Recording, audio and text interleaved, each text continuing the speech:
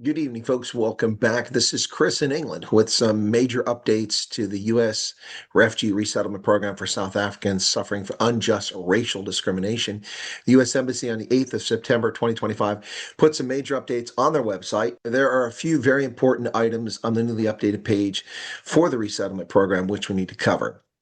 First, the page indicates that both RSC and the Amerikaners are playing a role in the screening and processing of refugee aspirants from South Africa, something I've told you in the past. 2 points about this. First, this confirms my initial analysis and assessment a few weeks ago when I indicated that the Amerikaners at that time must be doing volunteer work until they're under contract with the Department of State.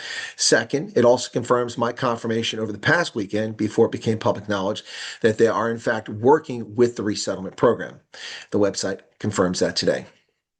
The Amerikaners are serving as a designated Department of State referral partner. They gather information from potential applicants to assess whether the case is eligible for referral to U.S. Refugee Assistance Program and refer cases to Department of State for U.S. RAP access. RSC, for their part, operated by Church World Services, serves as a designated Department of State referral partner, gathers information from potential applicants to assess whether the case is eligible for referral to the U.S. RAP, refers cases to the Department of State for U.S. RAP access, conducts pre-screen interviews with applicants, gathering information and documentation to prepare a case for USCIS eligibility interview, requests background checks, schedules the USCIS interviews, arranges for medical examinations, and books travel to the United States.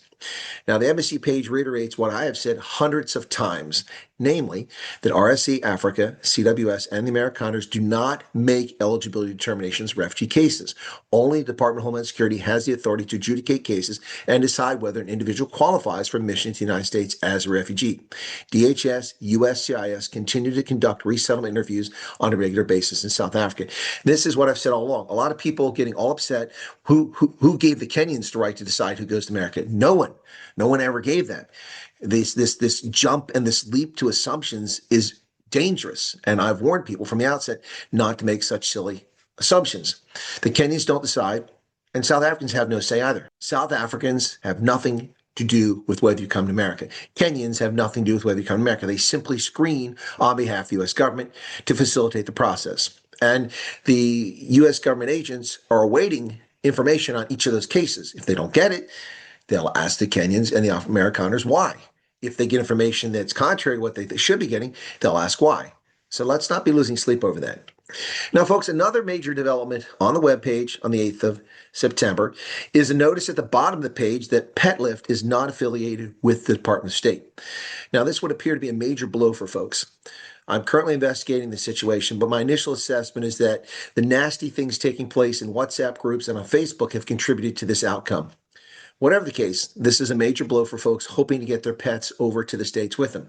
It's also a shame, as considerable effort has been put into this by several folks working pro bono, without compensation, out of the goodness of their heart, and dealing with a lot of unwarranted abuse.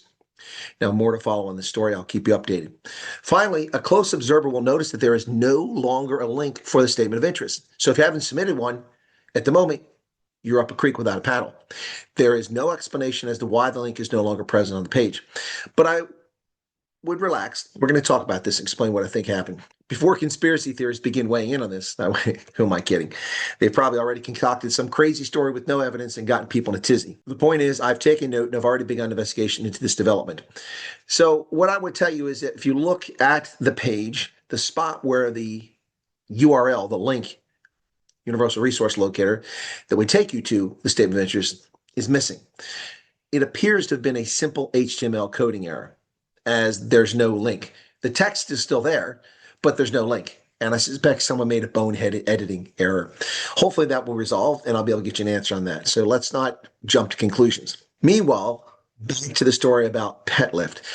The embassy states that actors claiming to be or to represent Operation Petlift have been circulating misleading information, claiming to be able to coordinate with the United States government to arrange to travel, pets to travel, accompanying refugees out of the South Africa, United States. Additionally, their publicly disseminated information claims they can assist with reception and placement services within the United States for refugees as well as their pets. That is not accurate and has led to confusion amongst applicants for refugee status. If you've been approved for refugee status by USCIS, please ensure that you are only working with USRAP official implementing partners. If you would like further information on organizations partnering with them, please reach out to RSC Africa CWS. Now that's interesting since RSC Africa CWS don't respond to requests for information. So I don't know how you're supposed to reach out to them because they're non-responsive.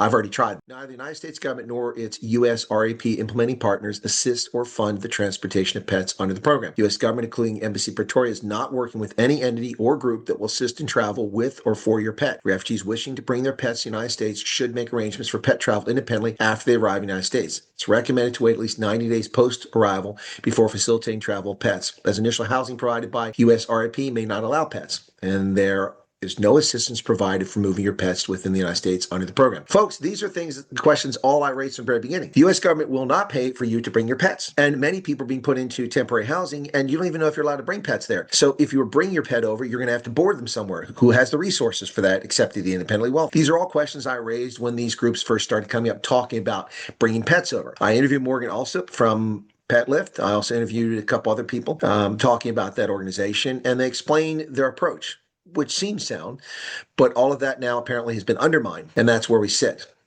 And that's an unfortunate development, ladies and gentlemen, because a lot of people, I believe, were thinking they'd take their pets, and it doesn't seem likely. So to recap, for the 8th of September, 2025, the Amerikaners and RSC are confirmed to be working with the State Department. State has distanced itself from Operation Petlift, and the statement of interest link is gone.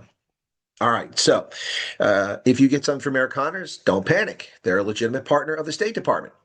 If you get something from RSC, don't panic. They're a legitimate partner of the State Department. If you get something from an American from the State Department or from Homeland Security, don't panic. They work for the U.S. government. That's the first thing. Second thing, don't panic over Petlift, all right?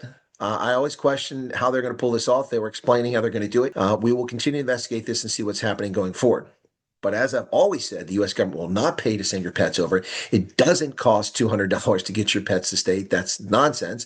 And we dispelled that pretty quickly. And then I was attacked for that by people who didn't know what they're talking about and slandered me and libeled me in their little groups, lying about it. We later found that that was the cost for a titer test, a partial payment. And we also found out that Petlift was trying to get donors to help reduce the cost or reduce it to zero for those bringing pets over. But bringing pets over to America is a very expensive proposition.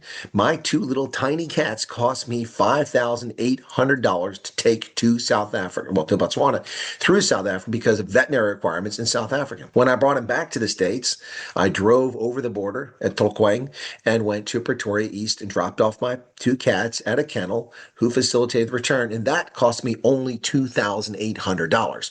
Let's see, that's 38,000. 3 times 18. That's about 50,000 Rand to send 2 cats back to America. And then less than 2 weeks after the cats were in America, one of my cats died in a kennel because I was living in a hotel as a military person who didn't have housing and couldn't take the cats with me into the hotel.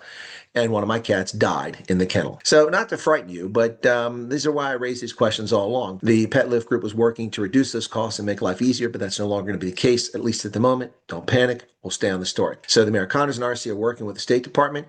Petlift has been distanced by the State Department, and the State Department's statement of interest link is currently not there. We'll keep you updated. Hang in there, folks. More developments coming your way. Cheers.